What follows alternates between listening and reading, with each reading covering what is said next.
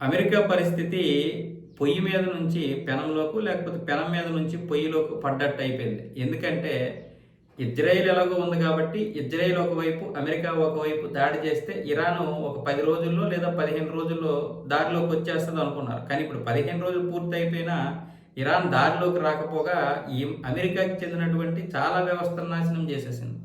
పైగా friendly firing అంటూ ఒక 3 విమానాలు కూలిపోయాయి అమెరికాకి చెందినవి. అవి కాకుండా రీఫీలింగ్ చేసేటటువంటి అవి ఉన్నాయి కదా, KC-135 విమానాలు, అవి కూడా 5 కూలిపోయాయి. ఒకటే కూలిపోయిందని చెప్తుంది. మొత్తానికి ఖతార్లో ఉన్నటువంటి ఎర్లీ వార్నింగ్ రాడార్ వ్యవస్థ కూడా నాశనం అయిపోయింది. అదే 10,000 కోట్ల రూపాయలు, దగ్గర దగ్గర $1.1 బిలియన్. ఇదంతా కూడా కేవలం 5,000, 10,000, 20,000, 50,000, 60,000, 70,000తో తయారు చేసినటువంటి డ్రోన్లతోటే కూల్చేసింది ఇరాన్. ఇది ఊహించినటువంటి అమెరికా ఇప్పుడేమొచ్చేసి మిగతా దేశాలని పిలుపునిస్తోంది.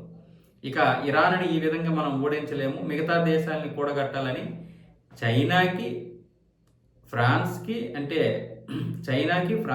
యూకేకి, జపాన్కి, దక్షిణ కొరియాకి పిలుపునిచ్చింది. మీ నౌకలు కూడా పంపించండి. మీ నౌకలు పంపిస్తే ఇక్కడ హార్మోన్ జలసంధిలో చిక్కుకున్నటువంటి ఈ వాణిజ్య నౌకలకి సపోర్ట్ చేయొచ్చు, ఎస్కార్ట్ ఇవ్వచ్చు, అలాగే ఇరాన్ని కూడా దారికి తీసుకోవచ్చు. ఇరాను కేవలం అమెరికాకి, ఇజ్రాయెల్కి మాత్రమే కాదు, అన్ని దేశాలకు కూడా ప్రమాదకరమే అన్న విధంగా ట్రంప్ అయితే ఒక పిలుపునిచ్చాడు. చైనా వస్తుందా అంటే ట్రంప్ ఒక మూర్ఖుడా లేకపోతే ఒక పిచ్చోడా అనుకుంటాం, కానీ అందులో వెనక ఏదో ఉంటుంది ఉద్దేశం. మనం ఇక్కడ అనాలిసిస్ చేసింది వేరు, అక్కడ వాడి ఉద్దేశం వేరు. కానీ చైనా రాదని తెలిసినా కూడా పిలుస్తాడు. చైనా పేరు పెట్టాడు. అలాగే ఇప్పుడు దక్షిణ కొరియాలో అమెరికాకు సపోర్ట్, అంత మాత్రాన్ని అది పంపిస్తుందా? పంపించదు. అదే కాదు, ఇప్పుడు ఏ దేశం కూడా నౌకలు పంపించవు, కానీ అన్ని దేశాలని కూడా లోపలికి తీసుకొస్తాడు, పేర్లు ప్రస్తావిస్తాడు. ఇరాన్కి వ్యతిరేకంగా ఆ దేశాలు ఉన్నాయన్న విధంగా.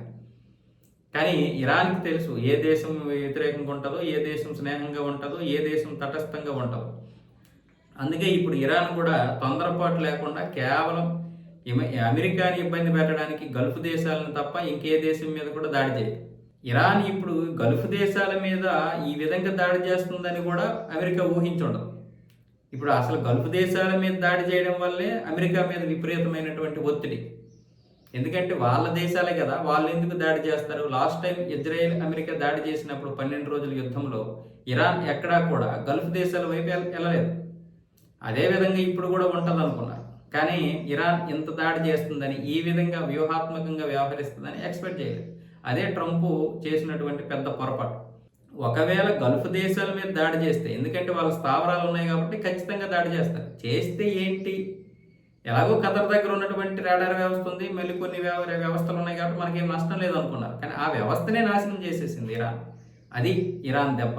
ఇప్పుడు అమెరికా ఏమొచ్చేసి అబ్బా అబ్బా అంటూ అందరినీ పిలిస్తే ఎవడొస్తాడు? ఇప్పుడు ఎవడూ రాడు.